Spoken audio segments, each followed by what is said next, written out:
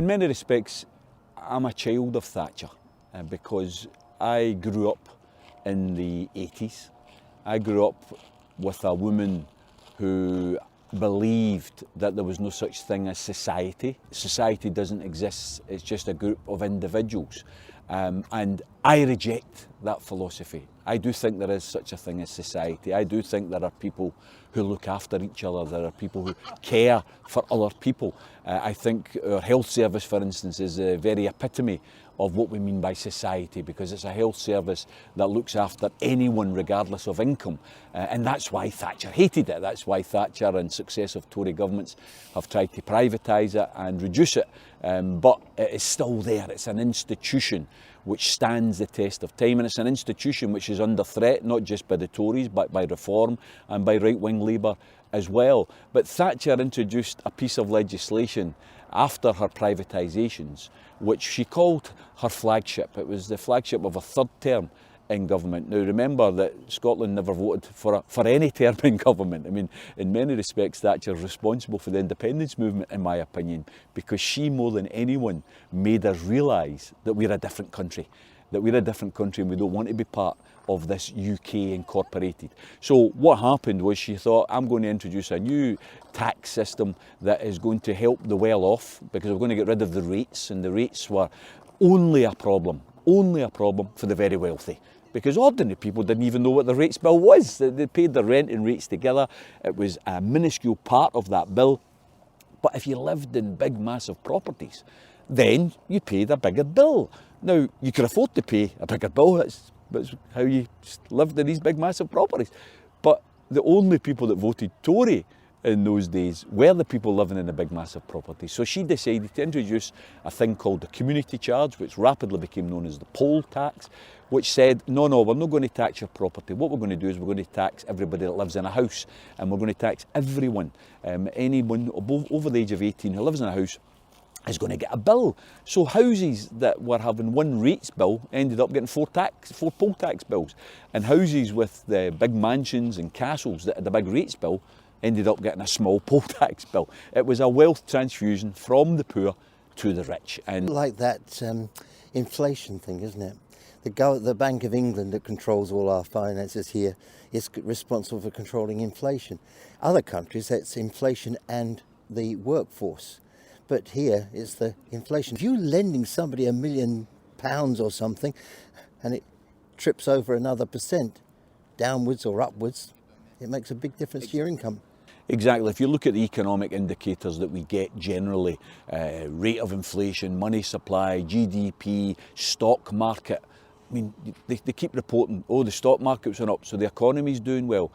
It's not an indicator of the economy doing well at all. It's an indicator that the rich spivs are doing well, but it's not an indicator that your carers and your nurses and your ordinary local authority workers are doing well. So from my point of view, what Thatcher did is she politicised the whole generation. She was so right-wing. She done away with the post-war political consensus that believed that there was a thing called society, that believed that we should invest in our health care and our local government. She came along and says, water, oh no, let's privatise it. Gas, let's privatise it. Electricity, let's get rid of it. Cable and wireless telecommunications, let's privatise it. Transport, let's privatise it. If it moved, if it made money, privatise it. And of course, it was a massive con, because it was supposed to improve the services. Tell that to the people in England and Wales now who have got sewerage coming through their water pipes rather than water. That's what's happened under Thatcher. Can I make things just make a profit that are meant to serve? It doesn't work that way, does it? The water system has to serve every single person because we can't live without water. Well, it's important as a socialist. I think you have to define, what do you mean by a socialist? I don't want the fish and chip shops. I don't want the ice cream vans. But I do want essential industries. Yeah. If you need to use water, if you need to use gas, if you need to use electricity, why are they privately owned? But the point I was making about Thatcher was that she changed the whole post-war consensus. She decided that the Commonwealth across the UK should become private wealth. There's a wonderful sketch that Rory Bremner used that I'd love to repeat here today because it sticks in my mind from the late 80s, early 90s, because it sums up exactly what Thatcher and Thatcherism was all about. Rory used to be, I think, the best opposition politician, because the opposition politicians were useless. And Rory tells the sketch about two friends in the pub, and one friend's looking particularly glum, and his friend says to him, "What's wrong with you?" And he says, "Oh, it's terrible. My car got stolen last night." Oh, he says, "Oh, that's terrible." She says, "No, it's worse than that." She says, "How's it worse than that?" He says, "The guy who stole my car last night chapped my door this morning, and he's offered to sell it back to me." And his pal says, "But no, that's theft." And he says, No, that's privatisation."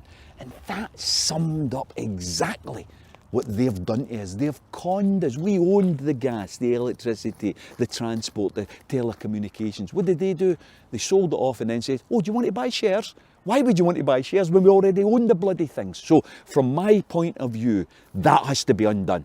In a Scotland I want, in an independent Scotland I want. I don't want gas and electricity being run by private firms. I want gas and electricity being run by the government for the people. I want the millions to be served, not the millionaires. And that's what independence is all about. The Green Party are all for shutting down all the oil in the North Sea, and you can see their point of view, but of course we ship it all the way through the Strait of Hormuz, which is obviously not a clever idea when Mr. Trump is in charge of well, he thinks he's in charge of the world. So we're in a bit of a mess, aren't we? We transport all these things and all this green energy. In fact, we transport all these windmills from the other side of the world. So, had anybody done the sums to see how much energy we use to do that and how much carbon monoxide and dioxide is pumped into the atmosphere? I don't think so. But tell us what you think about all the business about the North Sea and the oil and the energy and all this. It's quite clear to me that the Greens are like student politicians. They've not thought out their ideas, they haven't developed their ideas. Every one of us believes in saving our environment, of course we do. But when we have got natural wealth and resources, our oil and gas resources are the resources that can fund our clean technology industries. They can save us in the future, they can save our environment.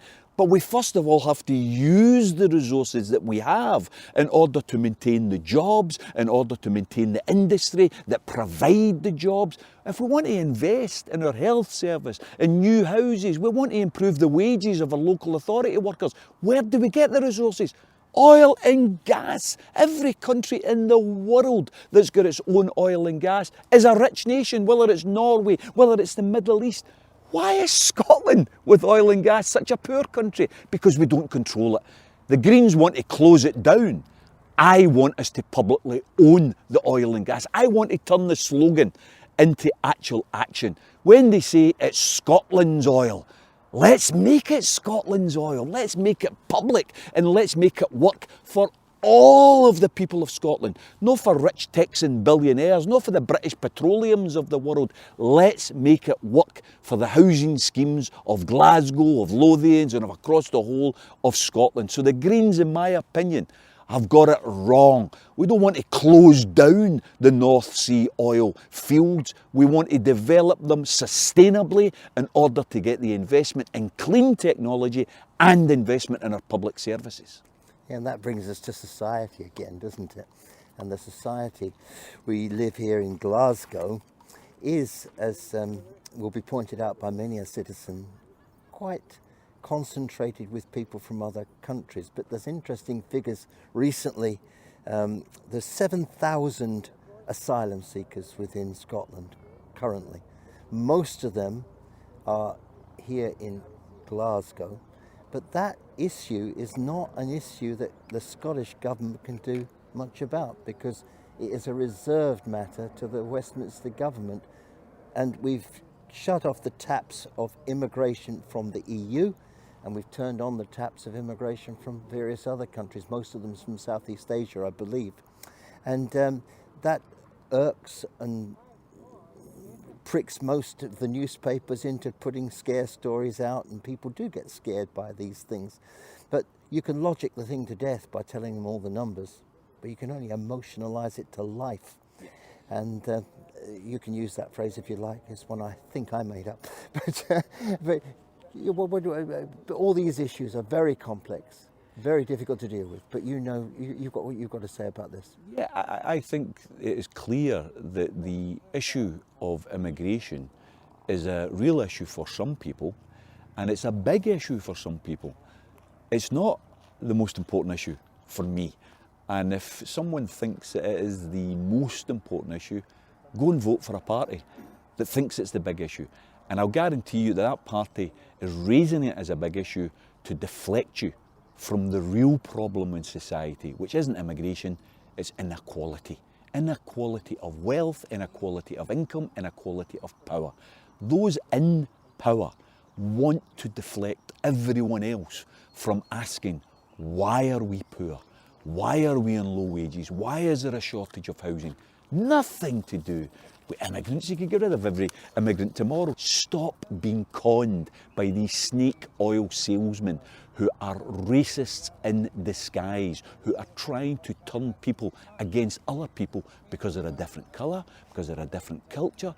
I come from a long family of immigrants because I've got Irish ancestry. The Irish used to be in the boots that a lot of the immigrants are in today. What we have to say is, where's your humanity?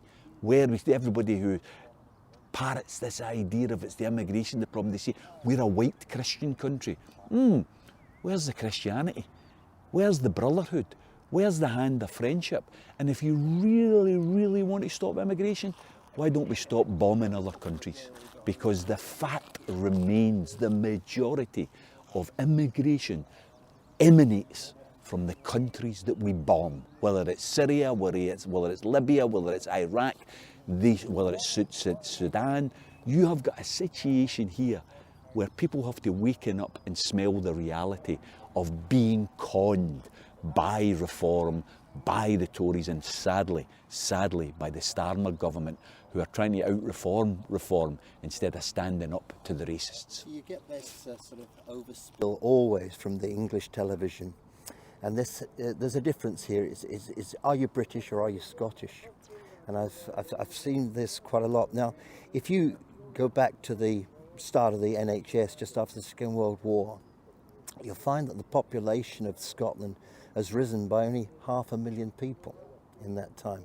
If you're in the southeast of England, it's a very different story. I think last time I looked, I think it was 14 million more people, which is quite a lot. But in terms of our population in Scotland, the projection now is our population will start to decrease in a very short space of time. And without the doctors and the nurses and all these wonderful people who come to help us, where are we going to be? You just made a comment about the amount. Would it improve the monetary situation of people? No, it won't, because it will actually make it smaller. Absolutely.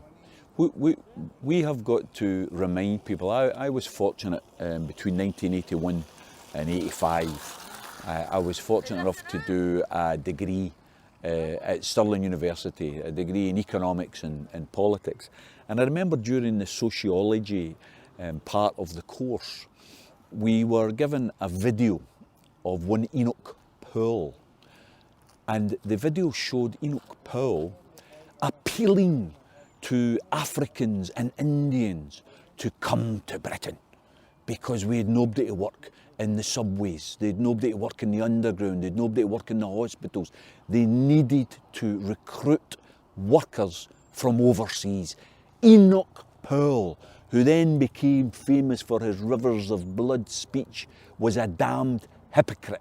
Because when we needed people to come and do the jobs that nobody else would do, he was in Africa, he was in India, asking people to come, and then he turned his back on them. Such a damned racist hypocrite. We've got to understand, in my opinion, I'm a big supporter of independent Scotland. I believe that nations exist.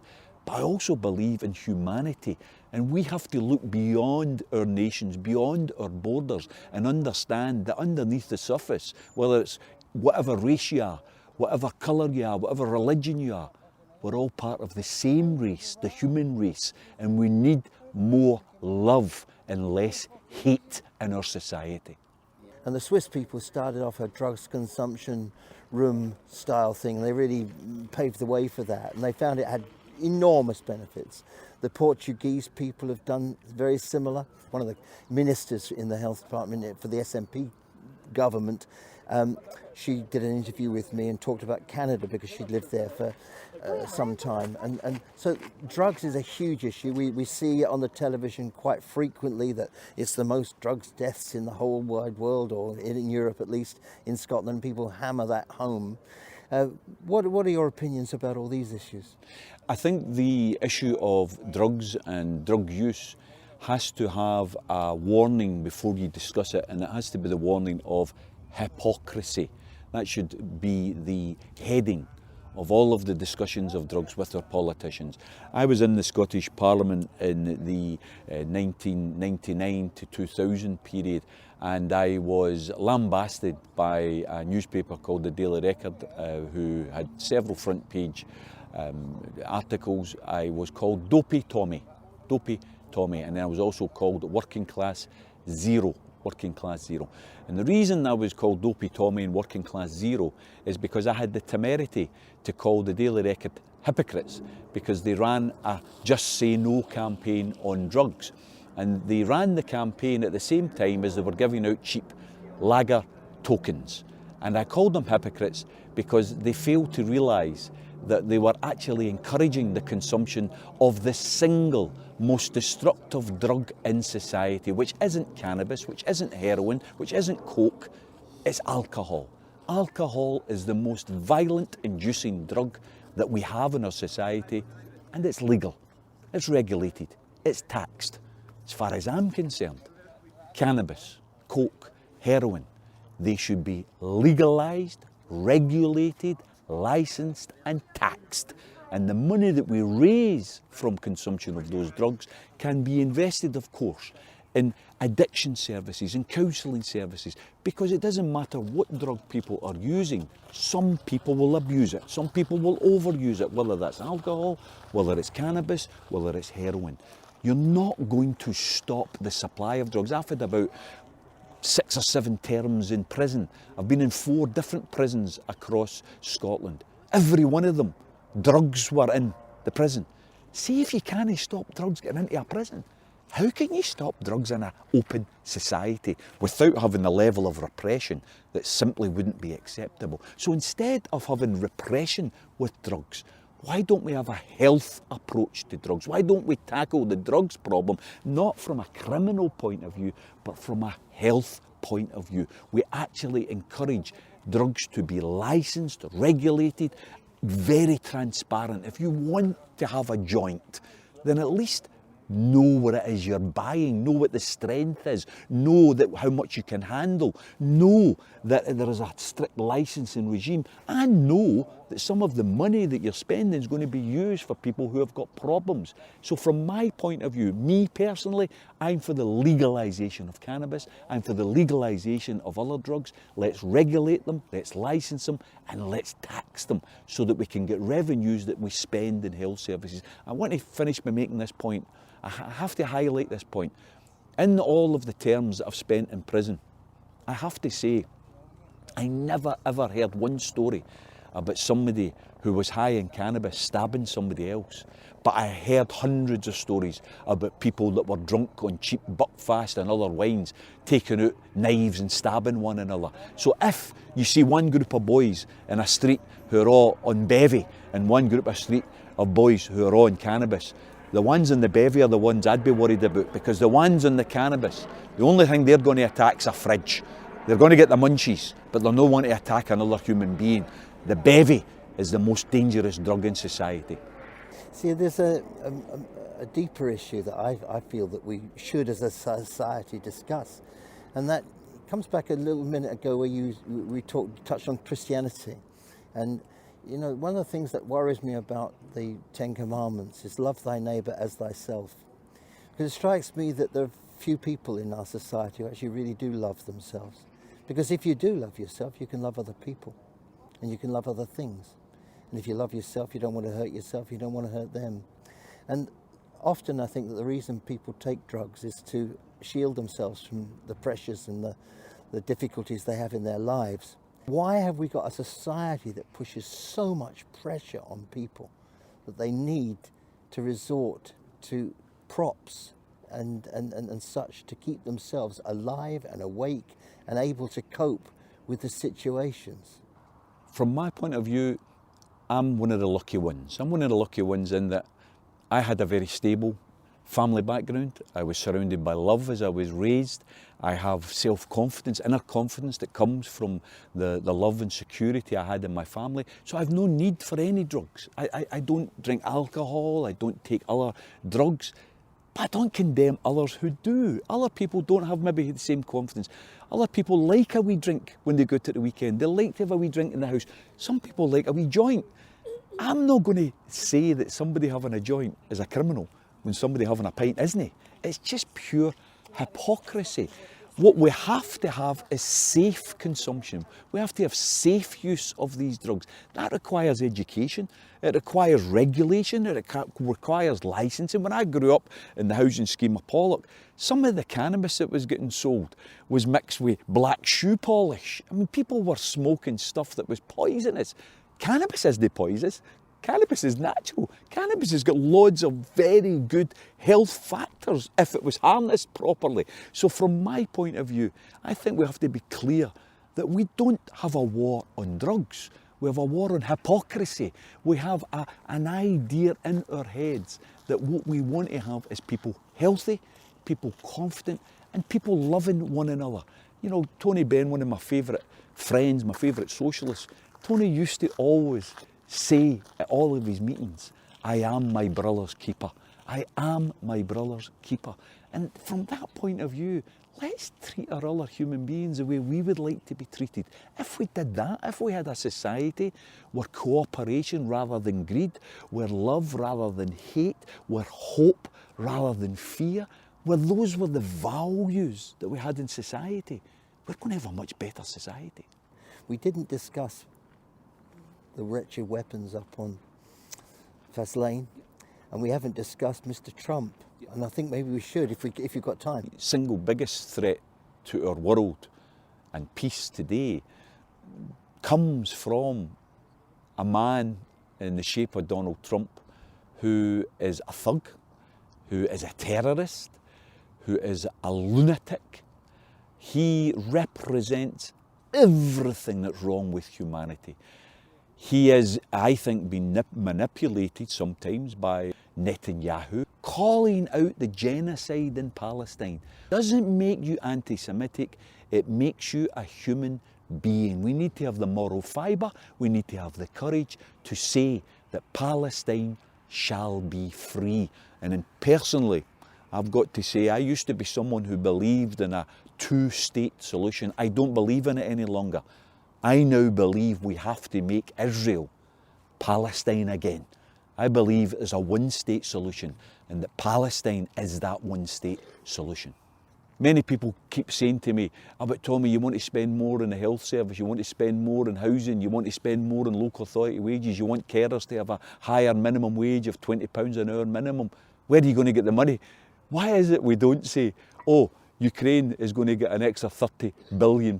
Oh, nuclear weapons needs another £25 billion. Why do we never say, where are we going to get the money? Isn't it about time that we changed our priorities? Instead of spending billions, thousands of millions of money on scrap metal, because that's what the nuclear weapons are, they're scrap metal. If they're ever used, society's over, the world's finished. So why would you ever use them? Of course you're not going to use them. So why have them? Let's instead spend money on the here and now, on improving the fabric of society here and now. Let's cancel the nuclear weapons. Let's say loud and clear when they're going to engage in any more wars. I don't want to be part of the Russia phobia, the Chinese phobia. China isn't my problem. Russia's not my problem. Stop allowing the media to wind you up and make you think that they're your enemies. They're not your enemies. The politicians, they're your enemies. Now, we've got devolution settlement, they say, and you can look at this many, many different ways. And some of us look at it that it's a way to keep Scotland under the thumb of Westminster, because they have certain powers in Westminster, and then we have a Internal Markets Act, which actually rides roughshod over a lot of what the devolution settlement gave us. But we've got a parliament and election system. peculiar kind of system from the point of view of many British people, in that we in Scotland get 2 votes. We get a vote for the constituency and what we call the list vote. And you are going to stand on the list vote for your party. In a sense, I think maybe coalitions are quite a good idea, because it gives everybody to have a say and they can see their thing in action. But on the other hand, there are problems with that too. People have to understand in relation to the Scottish Parliament elections, which are happening in May the 7th, is that it's an unusual election in terms of the general election or local council elections, because in those elections you get 1 vote. In the Scottish Parliament election, you get 2 votes. That's confusing for people. So we have to explain that the whole system is based on a balancing out proportional representation next to first past the post. It's a hybrid voting system. It was meant to ensure that we had coalition governments in the Scottish Parliament. The Scottish Parliament's a young parliament if you think about it. 1999 is when it was reformed after 1707 and the loss of our sovereignty. So from the point of view of the new voting system, it works very, very straightforward if you get a grip of it. Every part of Scotland is broke up into regions. There are 8 regions. 56 MSPs are elected from those regions, 7 in each of the regions. But there are constituency MSPs elected as well, and every region has around 8 or 9 constituents in it. If you win constituencies, if any party wins constituencies, the number of constituencies you win is gathered together, +1, and then the number of votes you get in the regional vote is divided. So, take a concrete example, the SNP in 2021 in Glasgow got 134,000 votes. Everybody says, oh, that's great, 134,000 votes, they'll win all the seats. They won zero regional list seats. Why? Because they won the 9 constituencies. So the 9 constituencies +1 is 10. 10 into 134,000 is down to 13,000. That's how many votes counted. That's how many votes counted. The rest didn't count. So giving both your votes to the SNP is stupid. It's folly. It's a unionist voting strategy, because the fact that people give both the votes to the SNP mean the unionist parties are going to get in on the list. If you really believe in independence, if you're serious about independence, give your list vote, give your regional vote to a pro-independence party. Give it to the Alliance to Liberate Scotland or another pro-independence party. Because if you don't, you're going to help the unionists. And if you really believe in independence, you wouldn't help the unionists. So don't give them. Don't give the SNP that regional vote. Give it to the Alliance to Liberate Scotland.